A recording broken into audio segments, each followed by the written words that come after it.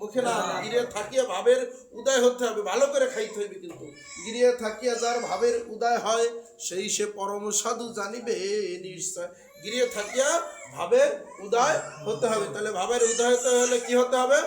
ওই যে ষটকর্মের কথা বলছি, ষটকর্মের কি কি গুণ রায় ব্রহ্মযোগে তাহার ব্যাখ্যা দিয়ে যায়। এ জানে না অনেকেই। ভাগবতের কথা কিন্তু বলতেছি, কিন্তু লীলামৃতের কোনো কথা না, মতুয়ার কোনো কথা না, ভাগবতের কথা।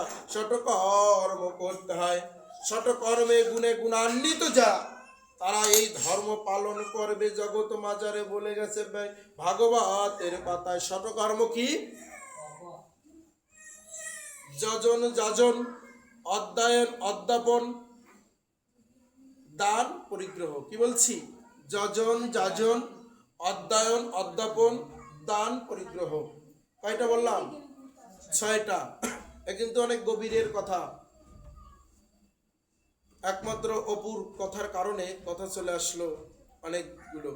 তাহলে যজন যাজন, অধ্যয়ন অধ্যাপন, দান পরিগ্রহ, এই 6টা গুণ নিজের ভিতরে থাকা চাই। তাহলে কি থাকতে হবে 6 গুণে?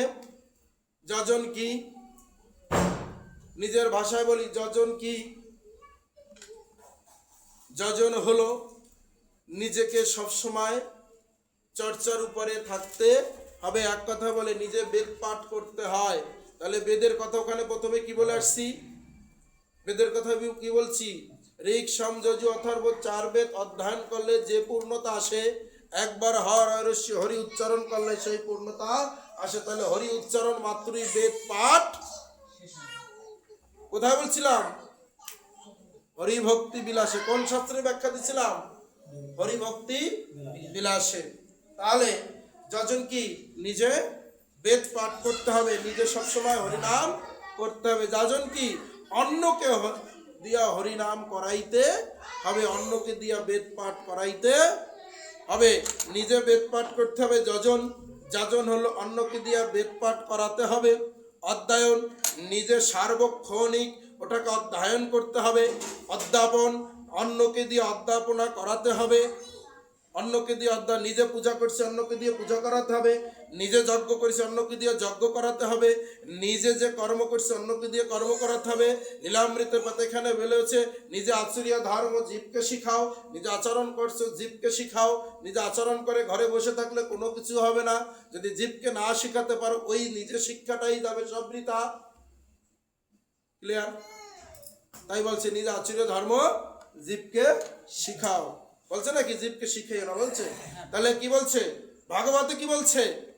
নিজে শিখো অন্যকে শিখাও। বলছে তো নিজে পাঠ করো অন্যকে পাঠ করাও। এরপর দান কি? দান, নিজে দান গ্রহণ করো। পরিগ্রহ কি? নিজে দান করো, দান গ্রহণ করো, আবার দান করো। শুধু গ্রহণ করে থাকলা, দান করলা না হবে। আমি শুধু দান গ্রহণ করলাম, দান করলাম না হবে। দান গ্রহণ করো, দান কি? দাও মানুষকে, তাই তো? তাহলে দান আর পরিগ্রহ। তাহলে কি দান দিতে হবে? টাকা পয়সা, বাড়ি গাড়ি, ধন সম্পদ। কি দিতে হবে? কি দিতে হবে? ঠাকুরের নাম দিতে হবে। ঠাকুরের নাম দিতে হবে জগৎ মাজারে। এই যে 6টা গুণের কথা বললাম, যজন যাজন, অধ্যয়ন অধ্যাপন, আর কি? দান পরিগ্রহ। এই যে 6টার কথা বললাম, সব এই 6টার জায়গায় যা যা বলছে সব কিছুর মূলে কি বলছে? ভাগবত কি বলছে? হরি। তা এখন বলছে কি? নারদ বলছে কাকে? ব্যাসকে, যাহারও লাগিয়া জীব উদ্ধার পাইবে, যাহারও লাগিয়া জীব উদ্ধার হইবে, তাহার কর্ম তুমি লেখনি ওই শাস্ত্র গ্রন্থের পাতাতে। তুমি যাহা লিখেছ ওই শাস্ত্রের পাতায়, তাতে ধর্ম দর্শন হবে, কিন্তু তাদের মুক্তি না আসিবে। এ করলে কি মুক্তি আসবে? এ করলে মুক্তি আসবে না। আমি আপনারা হরিবল কইতে কইছি, আপনারা দান করছি, আমি হরিবল কইতেছি, তা কি হবে? আরে ভক্তের সঙ্গে সাধু সঙ্গ করো, ভক্ত সঙ্গ করো, করো প্রেমানন্দ করো। এই ভক্তের চরণ আশ্রিত, ভক্তের চরণ আশ্রয় তো বলছেন, আমার হতে আমার নাম বড়, নাম হতে ভক্ত বড়, ভক্ত হতে ভক্ত পদরে নুহায় আরো বড়। নাকি? তাহলে এখানে যখন বলছে তাহলে কি করতে হবে? তাই নারদে ডেকে ডেকে ব্যাসদেবকে বলে, শোনো শোনো ব্যাসদেব মহাপণ্ডিত প্রবার, বলি তব ঠাই নির্মল পবিত্র চিত্তে সকল শাস্ত্র গ্রন্থের ভিতরে ওই হরিনাম লেখা চাই। হরি বলো, হরি বলো। নির্মল পবিত্র চিত্তে সকল শাস্ত্রের ভিতরে কি বলছে? নির্মল পবিত্র চিত্তে। নির্মল কি? সুন্দর। এর ভিতর এরপর আর সুন্দর আছে নাই কোনো? নির্মলের পর কোনো সুন্দর আছে? নির্মল পবিত্র চিত্তে ওই ওই হরিনাম লেখা চাই।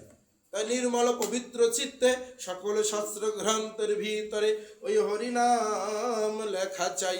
যদি শুদ্ধ ভাবে নির্মল পবিত্র চিত্তে হরিনাম লিখিতে পারো, তোমার মনের যত জ্বালা যন্ত্রণা আছে সকলে কিছু ধুয়ে মুছে একাকার হয়ে যাবে। তুমি ভক্তের মাঝারে সর্বদা বিরাজমান থাকিবে। যখন ইহা ডাকিয়া নারদ ব্যাসদেবকে বলে নারদ, প্রণাম করি তব রাতুল যুগাল চরণে এ হেন আলোর পদ দেখানোর লাগিয়া। তুমি যে মনের ময়লা করে দিলে পরিষ্কার। কি পরিষ্কার করে দিল? মনের মালা। মনে যত দুঃখ কষ্ট ব্যথা ছিল সব করে দিয়েছো একাকার। নারদ, এসো এসো, কৃপা করে দাও চরণ যুগাল। প্রণাম তব এই রাতুল যুগাল চরণে। মনের ব্যথা তুমি মুছে দিলে এই জগৎ ও সংসারে।